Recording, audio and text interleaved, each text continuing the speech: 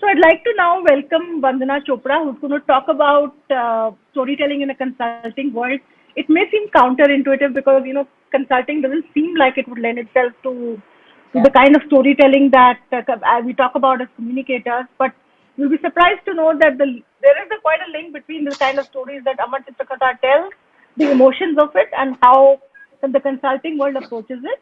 Vandana Chopra is Director Marketing and Communications at KPMG India. She's also been a TV journalist. She started her career with India Business Report on BBC, which was the first India-based production of BBC Independent that they did with an Indian production house, which used to be called TV18 at that point. Uh, Full disclosure, Vandana and I were both joined on in the same month on the same day on that show. So I've known each other for a really long time. Vandana has also worked with Channel News Asia, Voice of America, Genesis, and she's a bit of a specialist in the consulting world because she spent a lot of time with BMR advisors as well. So she has literally over a decade of experience in communicating about the consulting world. With that, we'll start our conversation. One of my first question is that on the outside, like we were saying, consulting and storytelling doesn't seem to sort of gel. You think of people in expensive suits analyzing tables and tables of data. So how does storytelling really fit in the KPMG environment? I know it sounds like it's pretty odd. I mean, what about storytelling and consultancy? But this is something that we really do on a day-to-day basis, because the nature of services that, consulting world really provides, I mean, it's quite intangible, right, in nature. So it becomes all the more important for a firm like ours to weave stories that actually, promise the delivery of services and also generate that interest in the clients. So and known all along, and even Preeti reiterated that stories really inspire, they motivate, and they eventually they drive some form of action. uh, that used in the business the right way, they do give you a competitive advantage, over some of the others. And using stories in business, we in KPMG are using it very effectively as a communication strategy, both internally as well as externally, to trigger that interest amongst our clients and even potential clients. And at the same time, what we realized is that storytelling as a tool, it also helps us to, instill that loyalty within the existing clients, because our stories affect how our clients remember us, and they also help us in motivating our colleagues internally. So I'll give you an example. Internally, we have a campaign called the KPMG hashtag KPMG Josh campaign, which is more than just a hashtag. It is the campaign is a reminder of what we are capable of as a firm. And it is really driven by the inner fire within to win and to make a difference. And it is a statement that really establishes us as the clear choice for our clients and for business and professionals who want to succeed. And overall, the campaign is aligned to, towards our main objective of being the allies, in growth for our clients, for our communities, and our people, by rigorously really harnessing our inherent values, which is integrity, excellence, collaborate together for better, the values which are pivotal to us and to our day-to-day functioning. So I also give you an example. Internally, we had this one lady who was a big sports athlete, and she fought off a major injury to engage, to really emerge stronger, and she eventually became the captain of our football team. So a story like this, really gives a lot of inspiration to people to have the right attitude for winning.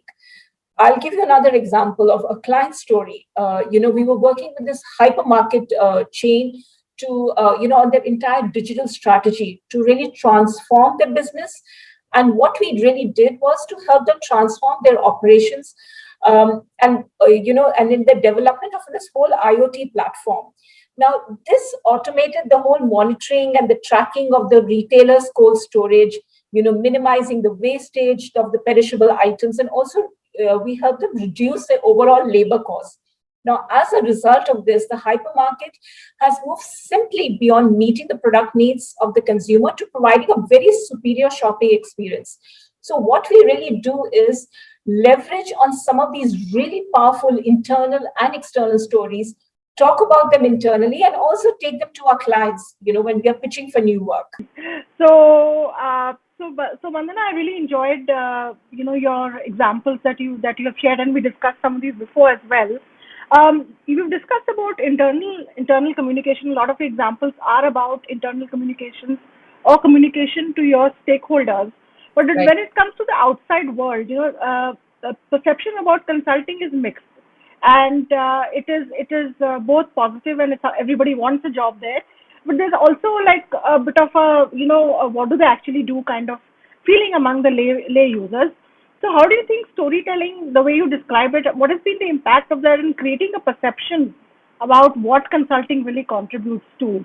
Abhishek in his introduction spoke about brands as a human being, and embodying some human embodies human emotions. So what has been your experience with that?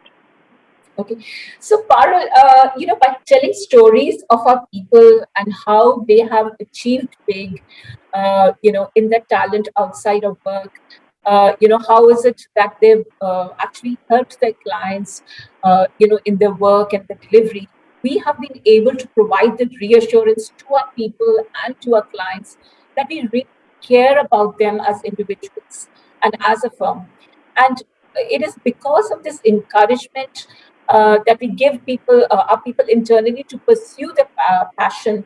We are really able to keep their fire ignited within. We are able to retain their enthusiasm, which helps them really perform better in the work that they do on a daily basis. I'll give you another example. From using run as a means of maintaining to fitness, one of our persons who works with us ran a 90-kilometer long Comrade Marathon in South Africa. Now, he prepared for this ultra marathon in just 50 days. And this was with all the encouragement and support he got from the firm. He was able to dedicate a lot more time for his practice sessions. And this helped him achieve that time improvement of 46 minutes. And right now he's preparing even for the next year's ultra marathon.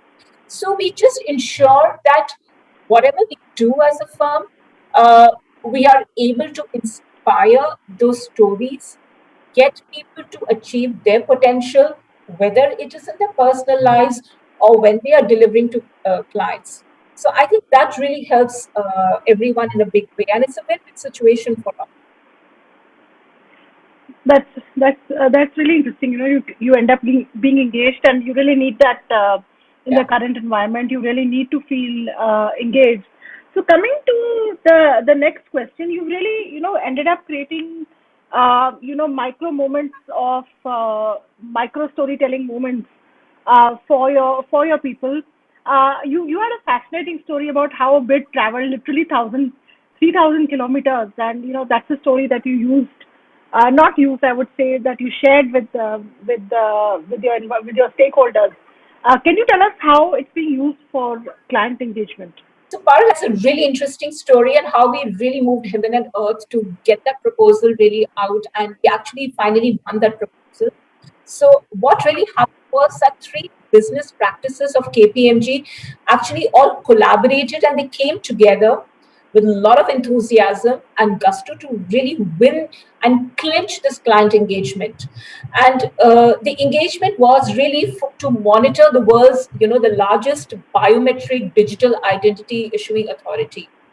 So what we did was, given our deep domain understanding in this space, and the really extensive technical experience, the team which was working on this engagement, or on this pitch rather, they put together all nighters, a lot of hard work, and they all got together. And the reason why I'm talking about this, and like you also mentioned, is that the final 1,800-page proposal had to be physically signed on every page with all the people who were working on the engagement in different parts.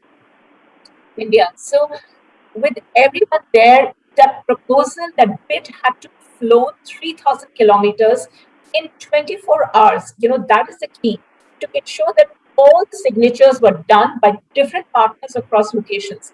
And finally, we submitted a bid and we actually won that. So that is, I think, really the power of collaboration, thinking big and, winning it and nailing it. I just wanted to get your take on what do you think are the channels in terms of platforms for such storytelling. And to come back to the storytelling point, you already done micro storytelling from the point of view that these are all emotions and people and which you are linking them to. So it's not like one mass of people who you don't know who it is.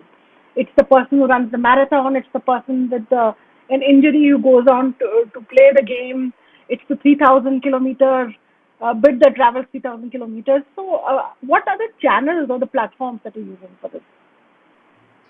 Okay, so I'll give you some instances of what is it that we do internally. So, of course, a lot of internal mailers to our people, they do go out regularly on this. Company blogs on the official website. I'm sure many of you, would be leveraging on that. Video anecdotes, those somebody endorsing what is it that you're doing, bringing those experiences to life with a lot of video blogs and video anecdotes, I think really helps, because there is no way you can dispute the power of the visual medium. And also the video content, taken externally on YouTube and social media. So incidentally, KPMG has a higher share of voice amongst all its digital assets in the consulting world. And that's something that we are really, really proud of. So, and we leverage it in a big, big way, telling our story, whether it's internally, telling some of these really powerful stories, taking them to some of the newer mediums, is what we do really on a day-to-day basis. So That's that's really interesting to know. And what kind of digital channels are you using? Of course, they're the usual yeah. digital channels are also available. But anything new that you're using, like Reels or podcasts or Clubhouse or any of these channels? So podcast is something that we've just started doing, especially for more of this technical subjects, on the audit tax side, which we feel are fairly complex. We do get a lot of our experts to talk about them on, and deliver those podcasts. And increasingly, we find that there is a huge audience for them. Instagram is something I know it's there, and a lot of the FMCG firms use it, and so do many others. Uh, it is something that we've just gone into in the recent past, because we realize that we have increasingly a very young population. So while LinkedIn and Facebook and Twitter are really our main channels, Instagram is something that we've gone to now in a big way to get our stories out. But that's really it, because consulting, we are still a little, I feel, conservative in the overall approach. We are yet to explore some of the newer mediums. But yeah, I think we've begun our journey, and we've taken steps in that direction. So soon we should be able to leverage a lot many of the other platforms. Thank you, Vandana. That's been a really fascinating conversation. We're going to now throw it up for questions, and I'm just launching the poll on the main takeaways from Vandana's session. So here it is. Please do share your opinions through your votes, and in the meanwhile, we'll carry on with the Q&A with the audience. Are there any questions from our audience members? Please ask. This is your chance to talk about consulting, to ask about consulting. So I have a question for you, Vandana, while we're waiting for people to come in. I think Abhishek has a question. Abhishek, you'll have to unmute yourself. Yeah. No, yeah. I know. I was just waiting. Will you do it? No, I've just maybe ask a question till everybody kind of comes in.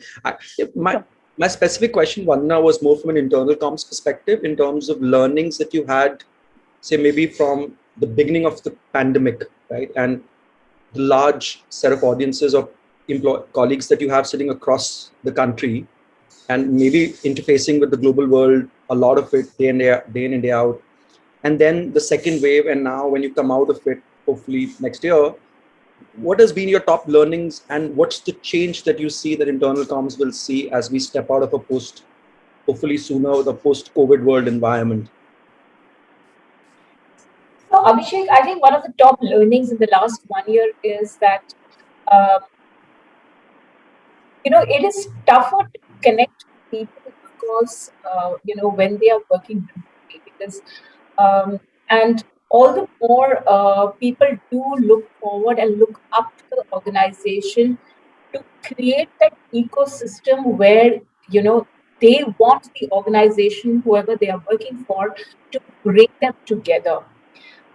So companies, I feel, which were able, because you're so disconnected from your colleagues, there are no water cooler conversations, there are no conversations over coffee for lunch and everything.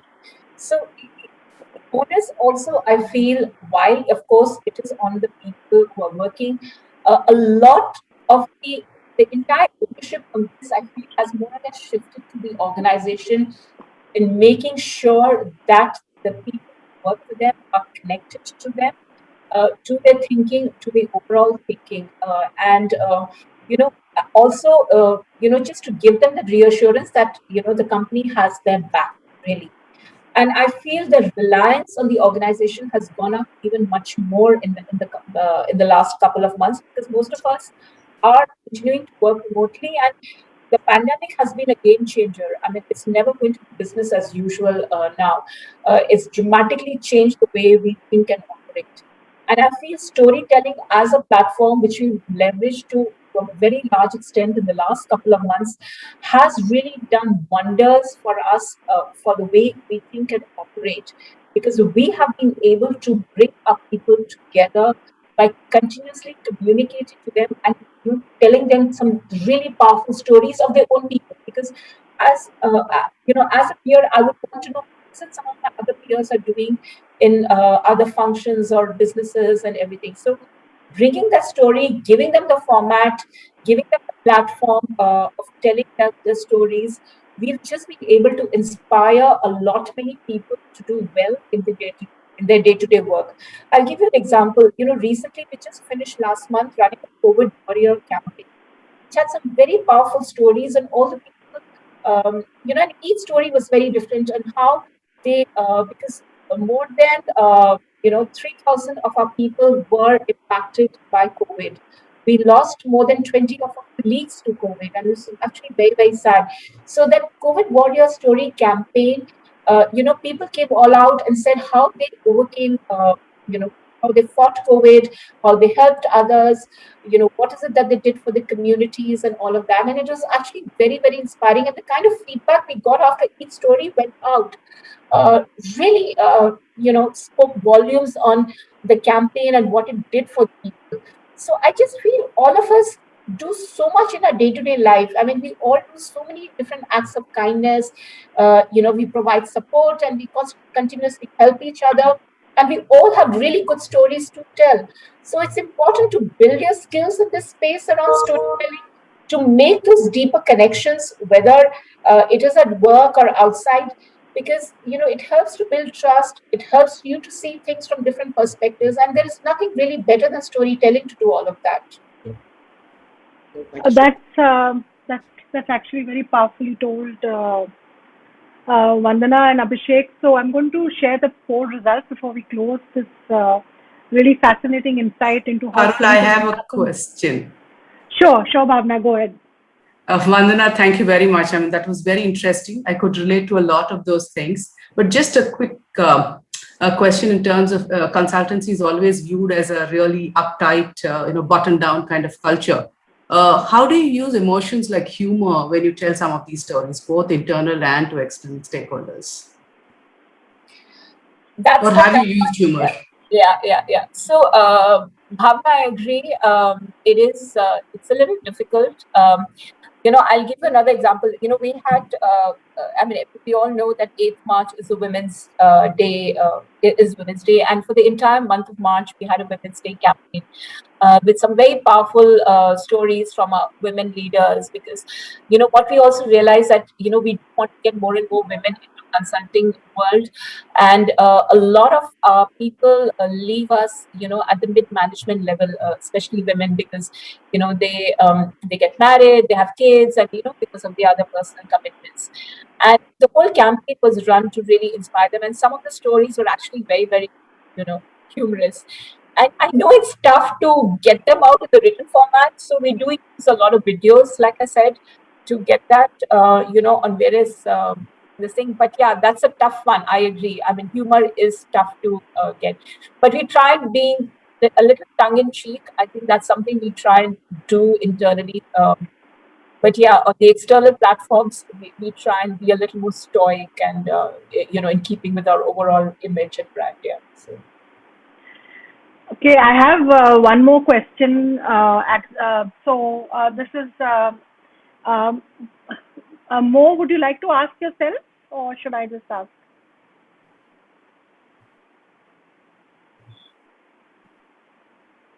Okay, I think it's been left to me to ask. So, Vandana, the last question for you today is that what are the top changes that you have seen in the way stories are delivered? Also, are the elements of culture and purpose becoming more relevant for storytelling in the consulting world? Shall I repeat? Yeah, please, yeah. So basically, the question is that in the way stories are being delivered post COVID, are you finding that culture and purpose is being highlighted more in storytelling, even in the consulting world?